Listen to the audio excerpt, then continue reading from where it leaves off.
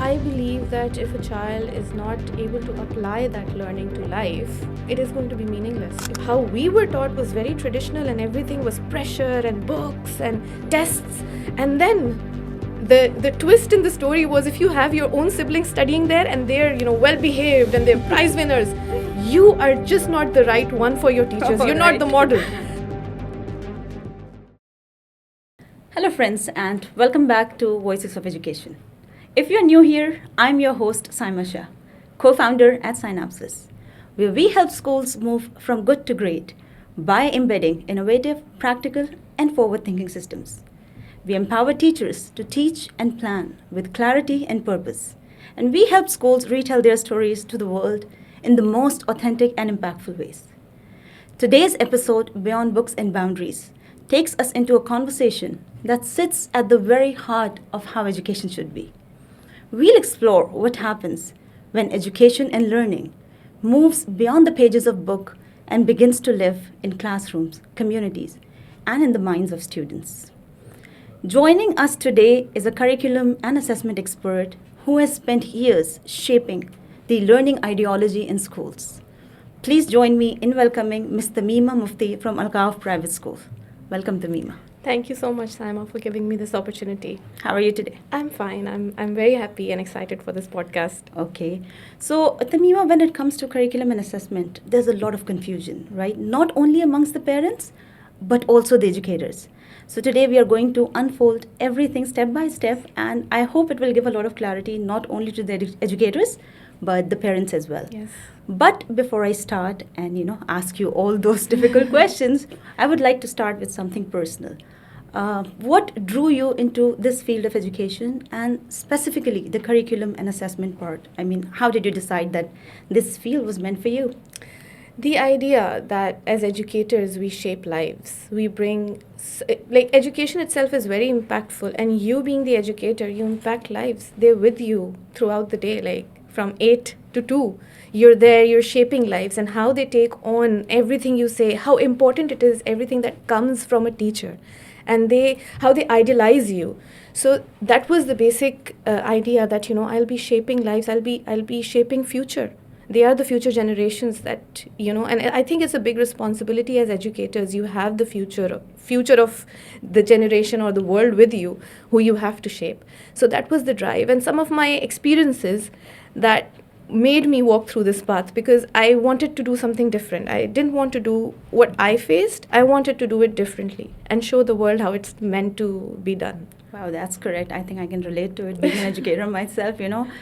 I always wanted to be an educator just because, I thought perhaps the world needs more kindness. Yes, and I think you have of the course. same ideology, right? Of course, 100%. So, when I look back at my own school days, I feel that, learning has transformed big time compared to, Yes. how it was in our times, right? So, looking back at your own school days, do you think there were experiences that has shaped how you think about learning now? Not only about learning, Saima, about everything. Absolutely, yes. Yes. I would say again, yes. Because how we were taught was very traditional and everything was pressure and books and tests. And then the twist in the story was if you have your own siblings studying there and they're, well behaved and they're prize winners, you are just not the right one for your teachers. You're not the model. So I was a well-behaved student. I was good, but I was just not the right model. I was not getting prizes where my siblings were. And every prize distribution, they would end up getting a prize. And then I would question myself that why is their attitude like that towards me, So this idea of assessments and pressure is basically, it should change. It's not, Right. and I have seen it change from our time. So in our times, it was just, about the books, and the education was too much of a pressure. But now it has changed, and people have realized that it's just not the books. It's about how the children are learning, and they realize that, everyone learns in a different way. Whereas the education system at that time was just not willing to take on the Yes. fact that you and I, even though we are in the same class, we learn it in a different way, and we have our own pace. They were standardized. We were meant to go through tests. We were meant, it was just so difficult, and we took it as a pressure, not an adventure to go to school. We were bored and we didn't want to go. I But completely just agree. And this comparison point that you have raised, I think that is so genuine. We all have faced it somehow, right? yes. And especially when your siblings are in the same schools and when they're overperforming and you're just performing as per your, Of course, yeah. caliber. Yes, there's I always a comparison. I So was the that's one who tested everyone's patience in my school. So, but then, when I look back and I smile that look where I am. It Yeah. is not always about, a standard mark that takes you the long way. It's about how you apply what you've learned through. That Yes, is what that's so matters. correct. Yeah. And I think over the years, now that we have learned about Bloom's taxonomy and everything, we Yeah. also know that, it's not just learning and understanding, it's also about its application, right? Yeah. That decides, how good you have learned. And that's why, we have named this episode as Beyond Books and Boundaries, which means that both of us, and I guess almost all the educators out there, they believe that learning is never confined to books, right? Yes. It has to be something more than that. Yeah. So in practice, now that you are into this field, you're designing curriculum and of course designing pedagogies as well, right? Yeah. How it is being implemented in the classroom. What does it mean in practice, learning beyond the books? I believe that if a child is not able to apply that learning to life, it is going to be meaningless. If they don't know the why and the how, most importantly, the why. Why are we learning what we are learning? If they don't know, if they are not able to connect, if they are not able to see it around themselves, and they're not able to connect, okay, I saw my father going out in a shop and going through groceries and giving change. Change was what my teacher taught me in a maths lesson. And this is how a grocery slip looks like, and this is how a receipt looks like, and this is what we do. That's just a basic maths lesson that I've given you. Or fractions. Oh, fractions, when we are talking about pizza, it is divided, yeah. So if I've got a personal pan, that's a 4-piece pizza, and that is a quarter. So Yeah. now see how, if I've taken one piece, I've got 3/4 with me still left. So if they're not able to connect it, if they don't know what they're learning, what is the purpose behind education, they won't be able to. And like I told you, I would go back to the point where we were talking about earlier, that I wanted to be the difference. When I asked questions to my educators, that why am I learning a certain method the way why is it this way only? It has to be like that. Please do it that way. So, I didn't feel connected. I did not feel connected. And maths was the area where I struggled in school. But now you ask me about maths and I don't need Oh, wow. anything. So, Right. that was when I look back. So I go like, hey, this is what you were thinking about me. Look at me now, We should never, as educators, we should never, ever plant a seed of a question in a child where he questions himself. Right. Right? And learning has to be connective, because the exposure that they're getting now, we didn't have that exposure. They need to connect the learning to life. True. And like you said that, real life examples, it helps connects to the learning straight away. Yes. I mean, I remember from my school days as well, when I'll also connect with maths actually, that, while we were learning all about the areas of parallelogram or rectangle, I would always question, where would I apply it in real life? Of course, But yeah. now, of course, times have changed, and when you help students understand something with real life examples, they, I guess, absorb it instantly, right? Instead of, questioning, I do not understand Of it, I course, do not yeah. understand it. Yeah. So it all comes down to implementation, right? Implementation. So when we say that learning that lives and connects, this is what we are talking about. Yes, of course, 100%. So I do understand that as a head of curriculum, this is your mindset, right? How do you ensure? See, designing curriculum is one thing, but then its implementation is a whole new story. How do you ensure that the teachers, they play their part really well in implementing that curriculum, to its fullest in the classrooms? How do you ensure that? We need to give, as leaders, the trust to the teachers that you're not being judged. If you fail, it's okay. It's okay. I'm not going to label you, because like I go back to that point again. I've had experiences in my school life and with different leaders, and trust me, Saima, they were the ones that broke me down, Oh. So I thought that I'll come up and I'll support the teachers and I'll be like, it's okay. It's your ground. You play the way you want. It's okay to fail. It's okay to fail. It's okay to make mistakes. Can we normalize that? It's okay. It's 100% fine. So if we give them the autonomy, and they know that my leader trusts on me, they will do it. And if they don't have the pressure of the observations and Oh, going yeah. through the ratings and, being rated, if they don't have that, if they know that my leader is there, is very supportive, very empathetic, so they will do anything and everything for you.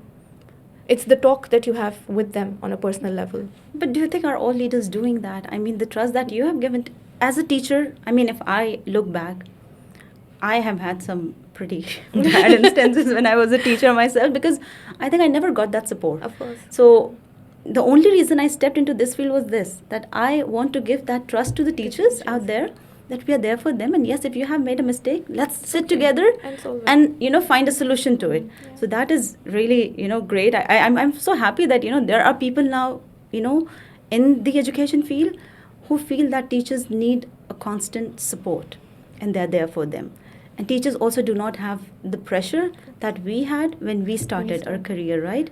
And now I think the coaching and leadership training, and there are so many trainings happening trainings. every now and then. This has also changed a culture quite a bit. Coming to curriculum frameworks, see, when we talk about curriculum, the framework claims to be holistic. But in actual and in practice, it feels quite fragmented. How can we connect learning across different subjects? It is ironic. You're right when you're saying I've seen many good curriculums just lying on a shelf in a folder just for the inspection purpose. But when you go around and see in the school, it just dies down. There is no holistic framework which is there. So, if we realize the fact that we are shaping and we are nurturing students, because holistic is not only academics. Yeah, true. It's the soft skills also. So if we realize that, a parent has entrusted their child to us from 8 to 2, it is our responsibility, because by the time they go home, they're so drained. So all that nurturing and everything is our responsibility as educators, as leaders, as teachers. It's our responsibility. So having that in practice, where you give them the opportunity to have that, collaboration, to have that safe space where they fail and they feel okay, and they're not labeled, or they don't fear their friends or their colleagues in the classroom that they're going to talk about them, that he didn't get the question right. So when you have that collaborative environment, where teamwork is in place, that is where holistic framework comes into place, because that's where a teacher is nurturing them. As a teacher, show them that you made mistake. It's normal. Have it in a question also. When I was teaching, I used to have, Miss Tamima was so sleepy, look, she's made a mistake. And that was my plenary or mid plenary, or that might have been my exit ticket, where they say, and then they used to laugh, ha, miss, you made a mistake in the calculation. So, and and that's where I used to tell them, it's okay to make a mistake. It's okay to fail. It's okay. It's just completely okay. You have to be resilient. So it has to be in the talk of the teacher. Teacher has to show. The school environment has to be such where, all these values are embedded. That's where a holistic framework, not just kept for the purpose, for the shelf or for the walls, or for celebrating certain days for evidences. Okay. But it has to be shown. It has to come down from the leadership as well. The leaders have to also show that to the students, that certain things are okay, and we are strong, we are resilient, we didn't give up. Certain values that build a child up. So these values, I believe, are reflected in your students anyway, right? If you're imparting it in its true essence. I mean, like you said, that curriculum is just one thing. When it comes down to real teaching, the classroom reality is so different. Yes, of course. How can schools actually, bridge that gap between the curriculum design and the classroom reality? It comes down to those conversations, to those small conversations, and those small conversations not only with the children, the leaders themselves. Mm-hmm. If you connect with your teachers, they will connect with the students. If you make them feel that you're heard, if you make them feel the sense of belonging in a place, don't question them, don't stop them. Then they will go above and beyond in the classroom, and they will make it alive. I can say that because I've been through situations where I didn't feel the sense of belonging, and then I was like, why am I doing? It's okay. And I've come across like my own colleagues who we've had conversations, and they've ended up saying that, Tamima, I don't feel like going to that school. It's like everything I try to do, every change I try to bring, or it's always a question. I'm being questioned. It's always a question. It's like leaders are being intimidated. You are taking as your subordinate as a threat for yourself. Why? As a leader, it's okay if you don't know anything. No one is the know-it-all.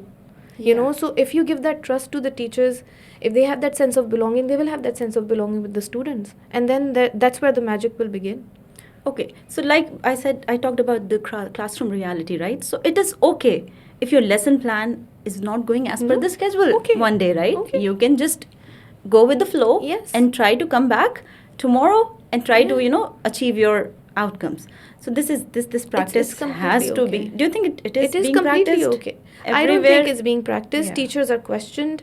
It is not being practiced. Okay. There are cameras in the classroom. It's okay. You have kept it for security. If things happen and there is an incident, it's fine, completely fine. But it's okay when a lesson does not go well.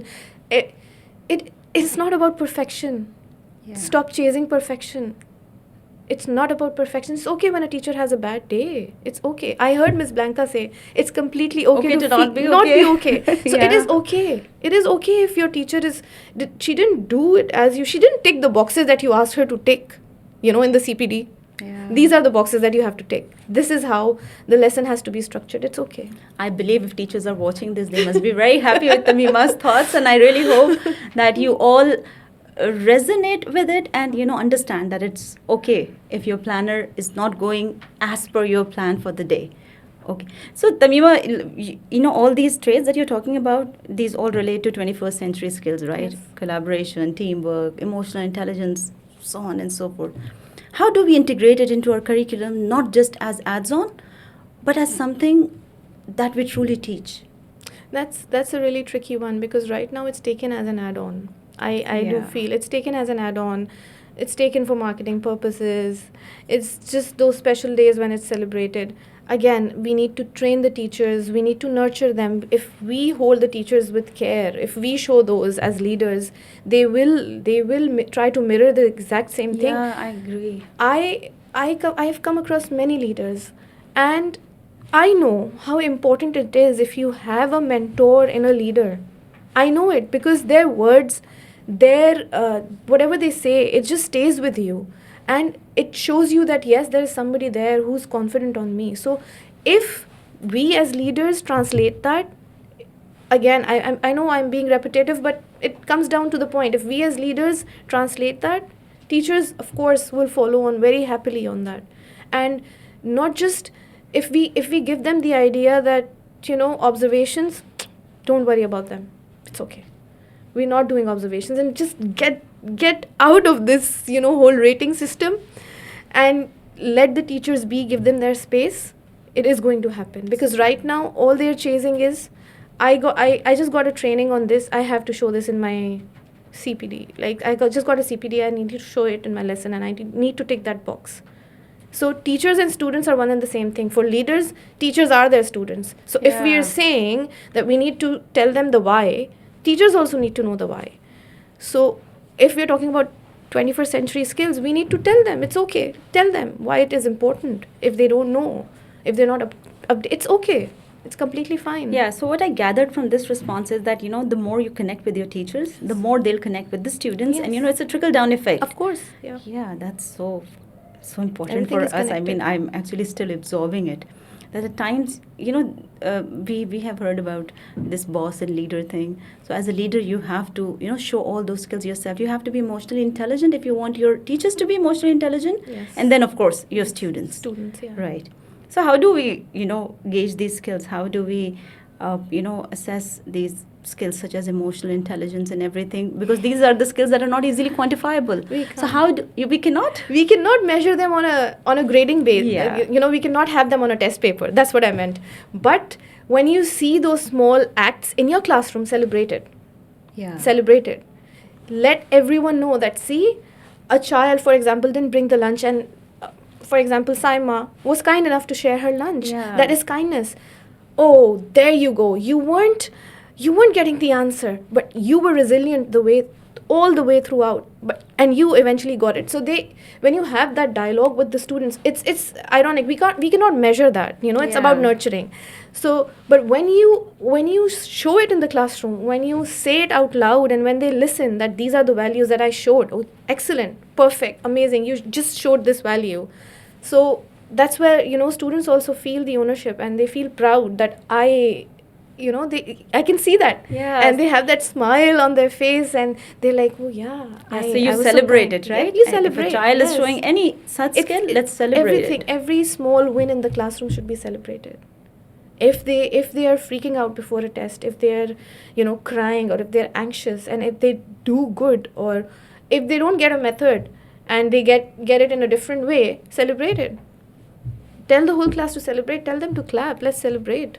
Yeah, I wish we Yeah. had such teachers, in our school times, because Yes. all I remember is that a teacher coming into the classroom and asking us to open the books and just go with the topic. Yeah. And that was all our classrooms were about, right? Yeah. And now I see that how much efforts do teachers actually put into their teaching. So as they enter the class, they just do not start teaching. No. They actually try connecting with the students first, asking them how their day was.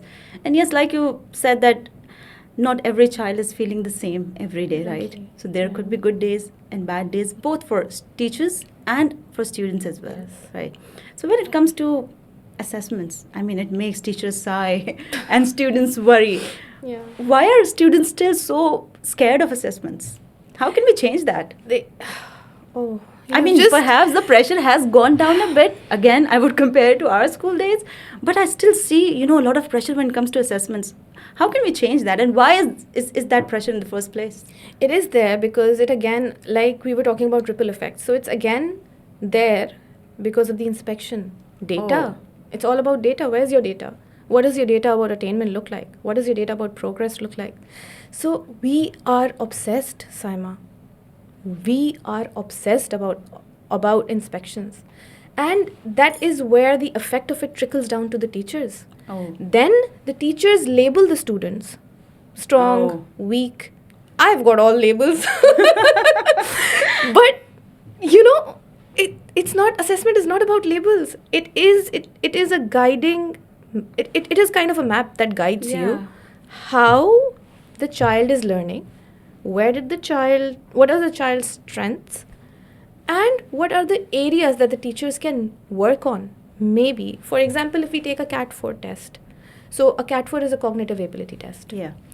So, yeah, we do that because it looks very good when we talk about triangulation of data for the inspection purposes. We are triangulating the data. We have CAT 4, we have the external exams, and we have the internal exams. So when you look at CAT 4, just at itself, it has got 4 batteries: verbal, quantitative, non-verbal, and spatial. Each battery will tell you a different story. Oh. Just so if we've got the time to read it, and we are not just ticking the boxes that we've got an inspection coming up and our data trackers need to be ready. I spend my hours and weeks and days on trackers. I like it organized. But assessments should just tell you the story. That's it. Yeah, so it should just reveal learning and not That's it. label learners, right? Yes. Do you think teachers are still labeling learners? You know what? I attended a recent Cambridge training, and the trainer there, she told us that, no child is weak. So you cannot, Cambridge tells you that you cannot label a child as weak. However, you can make them, NY, not yet. The child has not yet achieved the learning objective, but yes, you have not put a full stop there. You are giving that impression now that, okay, yes, you can do it. Perhaps you're not there now, but someday you will be there. No, not directly, but the child knows when he has got a low mark. He knows. Technically, if a child is entering in your classroom, or if a child has given a test or whatever, he shouldn't have that question mark, like I said earlier. And what I meant by labels was, these labels are the rating labels: outstanding, weak, acceptable. So you see how it affects everything. The whole system right now is revolving around inspections. Yeah. So all the good things are dying down, because see, leadership has their own, they'll be questioned. Are you doing your documentation? For those documentations, they have to go and observe the teachers. Teachers are under pressure. Yeah. Then we have to give the CPDs. As leaders, are you giving them the CPDs? Is that in practice? So the teachers are ticking the boxes at the end. So it's just kind of like robotic right now. Yeah, so this checklist that you're talking about, I guess the teachers, sometimes they cannot add curiosity and exploration to their lessons because the curriculum often feels like a checklist. Yeah. And on top of it, you've got leaders who get intimidated by them, and they're like, how can she know more than me? Oh, So that's a So whole all different good story. so there are so many factors, and then the ideas, I've seen good ideas die down just because somebody has that fear to go and speak. I can't. She's going to say no. Or maybe when they go Oh. and they speak to the leaders, they're like, how can you Come up with this amazing idea. It should so have been that's why mine. teachers are acting what you're asking them to do simply. If you want the data, yes, they're saying that, yeah, there's a percentage given by the inspection authorities. My class is on based on that 75%. If a majority of my class 75% is at the expected level, my class is good. So this is what is coming down from top. These are the labels that I was talking. These assessments are used for those Yeah. labels then. I think the whole, cycle has to change big It has time. to. And I'm so glad somebody is actually talking about it, so openly. And this will help teachers realize as well that there's not something wrong with them. Of course. Perhaps the pressure has been built up so much that It's in the everybody is feeling it, right? Of course, yeah. Cool. I mean, I'm like still trying to, absorb it. How about the parents? I mean, do you think there's pressure from parents as well? I mean, my child has to secure this much grade. Yeah. There is pressure from Still, parents? still, we've got the Asian parents. Okay, so they're It's the ones still there. pushing It's still their kids there. that, It's this is still the grade there. that you have. Yeah. to. Before this, I was working in Ajman, and in a school in Ajman. It was a totally different story. The parents were so Obsessed with grade? obsessed. Okay. Too much of a pressure on the child. Okay. Too much of a pressure. And major parents, majority of them were Asians, Sri Lankans, Indians, Pakistani, Oh. and wow. Arabs. Okay. So I think this message is for parents. Please stop pushing your kids to, produce certain grades, because you have no idea how this pressure can break a child. Yeah, of course. Actually, even as adults, if we are being pressurized, I think we would feel the intensity of it, right? And they're just kids. So yeah. I'll give you one example. Like I told you that I used to test patients in school and college time. So at that time, my teachers had a question mark. What will she do in her life? Because of the grades. It wasn't anywhere below 75. It wasn't. Still, there was a question mark. And I look at myself and the things that I've achieved. It's not about grades. Grades, yeah. It's about learning, It's right? about learning. So learning, and how you grow. Yeah, does not confine to grades and books only. Yeah. It's about, how open you are to understanding. And like I said, the skills that we are not focusing a lot in schools, because we learned it a hard way. We learned it a Yeah. hard way. We were Definitely. not taught all these skills in schools. Even if you talk about confidence, we were snubbed, right? Yes. But now I do see this Yes. changing a lot in schools as students, they do have this confidence that they can, speak up. However, there are certain skills that we still need to embed, and Yeah. we still need to talk about, like bullying and stuff. Yeah. And emotional intelligence, Emotional it's a very important skill that not only children but adults need to Yes. learn to. I have an important question now that we are talking about curriculum and everything, and since we are kind of questioning or answering the parents' sides as well. See, there's so many options out there: American, British, IB, CBSE, Mhm. Arabic curriculum. So, with all these options, the confusion is real. How can a parents, make an informed decision that this curriculum will make my child thrive? How would they know? How can they make an informed decision? Again, they might be thinking about the grades. Again, they might be Okay. rating their child on a certain standard that they have in their mind. So if they think about their child, if they know their child closely, how they will learn. It's just curriculum doesn't matter which curriculum Yeah, you okay. are in today's world. It does not matter. Because more or less, I think the concepts are same. Everything's The only same. difference is how you deliver it, right? Exactly. What the pedagogies would be, Exactly, how yeah. you would be delivering it in the classroom. Yeah. Right. And it's again about the system as well. What I personally believe, that why there are some curriculums, I'm not going to name the curriculums explicitly, but I believe that why certain curriculums have that wow factor is because everything is connected. Because it again goes in how marketing is done based on Okay. the inspection. Mm-hmm. Our curriculum was outstanding.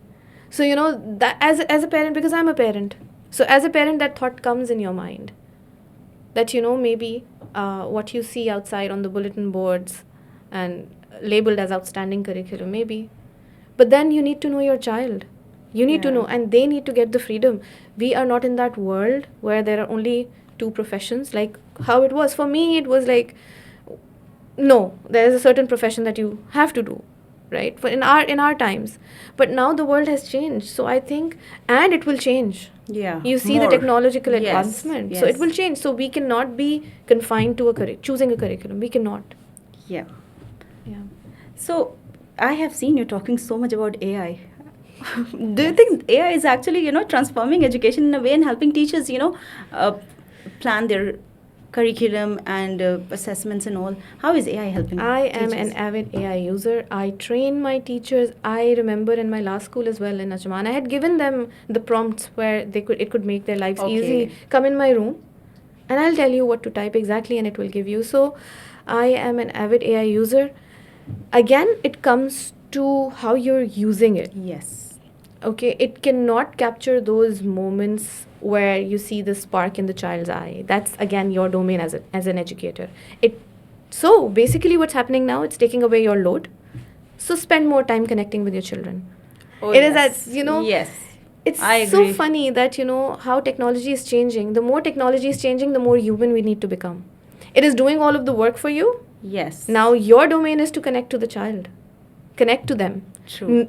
Get to know their struggles, because previously the excuse as teachers was that oh, lesson planning, and Yeah, it it took used so to much take a lot time. of time. Yeah. I still remember, and marking and everything.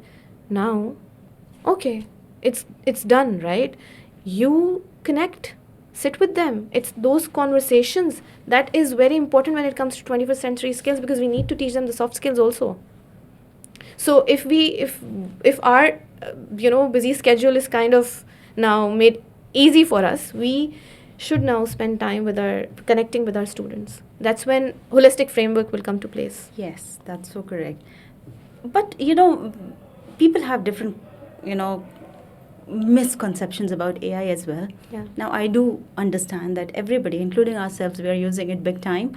But do you think that kills creativity for the teachers as well? I mean, so that they would want AI to just make this, and that, and I'll just go and implement it. Or you think the creativity part has to be there as well, to become a more well-rounded teacher?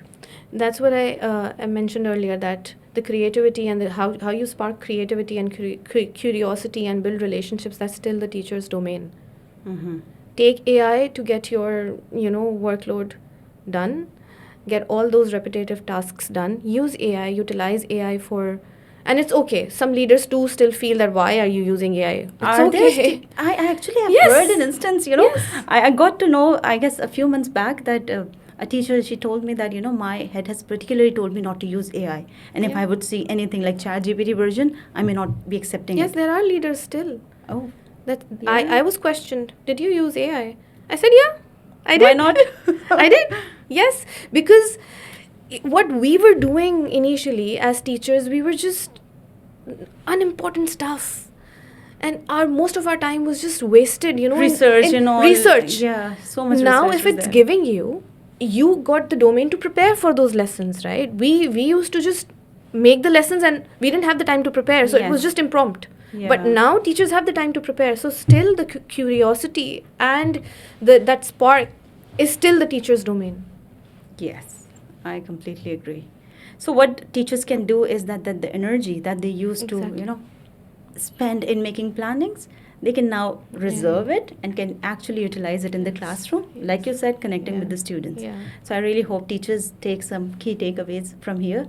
Try using AI for your lesson plans so that you can spend that energy with the students, connecting with the students. Connection is the key. Yeah. I mean, if I remember, I became teacher, out of my passion for teaching. Hmm. You hardly see people, and even if you talk to kids these days, they would never tell you that I want to be a teacher Exactly. as I grow up, Yeah. right? Yeah. Even in our times, yes, some of the kids, they wanted to become a teacher, but it was never recognized as a profession. Never, never. Yeah.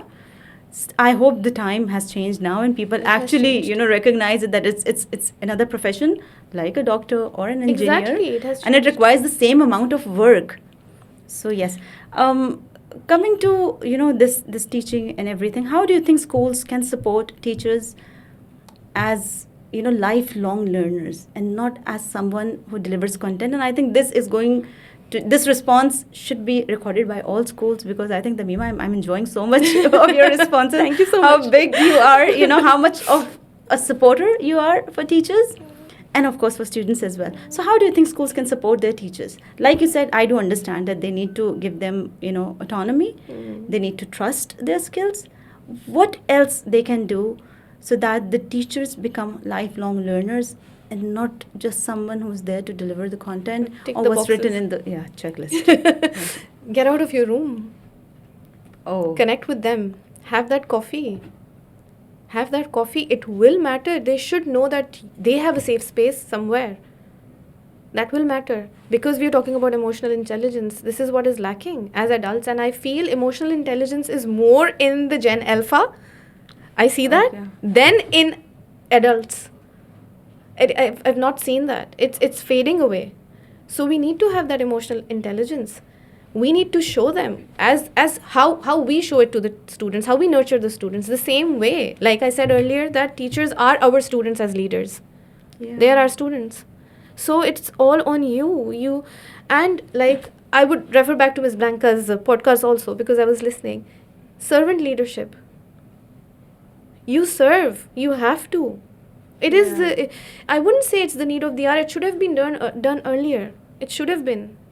So you have to keep your ego and Of course, status of aside, course. and you have to blend in with Of your course. staff to actually bring out the best. If in them. if imagine if you bring an idea to me and I'm a leader and I just don't like you. I don't like you because you're a star and you're like, oh, the best teacher, but I just don't get along with you because of that ego that I have, because you're vocal. Oh. So I don't get along with you.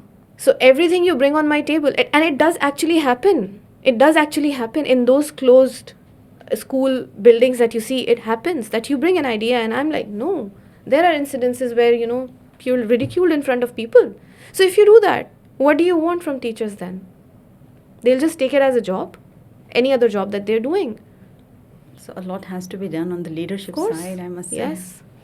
I really hope, and I'm sure these conversations that we are having right now, people listening to it would actually understand that because right now whatever you're saying is giving me that inside picture of what's happening Exactly. and things that has to be changed. So I really hope together we can actually make, even if we can make a bit of a difference, I think that will help teachers and ultimately the students, because the result has to be shown in the students, right? Yes. So that is very important. So 10 years from now, how do you think the classrooms would look like? Oh, they will be amazing. It will look like a futuristic lab. I really hope we could omit You know, the notebooks and the everything. notebooks, yes. Why not? I would want the walls to be, in the school now, I would want the walls to be graffiti. Go and write on the walls. I still remember when I was doing a lesson it was a maths lesson and it was a shape activity and differentiated thing. And the tables were, the material was such that the whiteboard marker would go away. But I was questioned, why did you write on the why are the children writing on the table? They have whiteboards.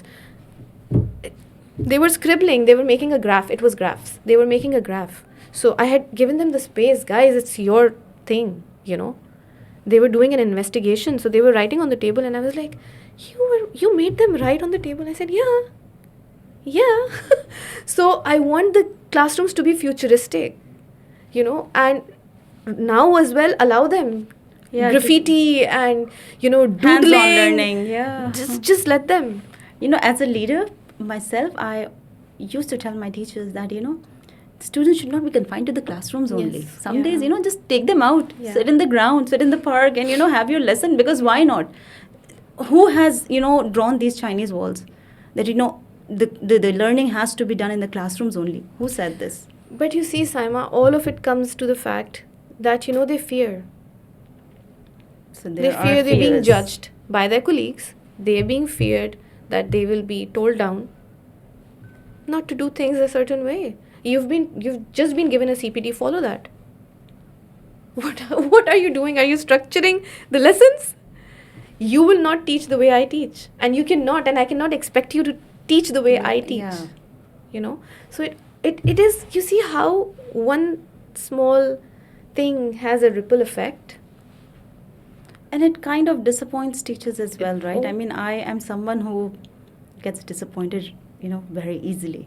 I mean, you give me one negative comment and I'd be like, oh, I'm not going to try that again. Yes. So yes, there are people out there. So leaders should give more space to teachers if they want their schools to thrive. This is the message for leaders out there.